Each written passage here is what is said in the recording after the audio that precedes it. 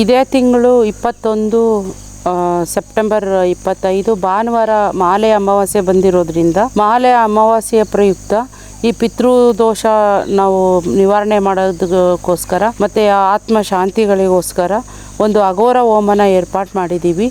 ಈ ಅಘೋರ ಹೋಮ ಅನ್ನೋದು ಭಾನುವಾರ ಆರೋಹಳ್ಳಿ ತ್ರಯಂಬಕೇಶ್ವರ ದೇವಾಲಯದ ನಡೆಯುತ್ತೆ. ಅಲ್ಲಿ ನಾವು ಅಘೋರ ಹೋಮ ಮಾಡ್ತಾಯಿದ್ದೀವಿ. ಎಲ್ಲರೂ ಈ ದೋಷ ಪರಿಹಾರಕ್ಕಾಗಿ ಎಲ್ಲರೂ ಭಾಗವಹಿಸಿ ಈ ಒಂದು ಆತ್ಮಶಾಂತಿ ಮತ್ತು ಪಿತೃ ಶಾಪನ ಒಂದು ಶಾಂತಿ ಮಾಡ್ಕೊಳ್ಳೋದಕ್ಕೆ ತುಂಬ ಒಳ್ಳೆಯ ಅವಕಾಶ.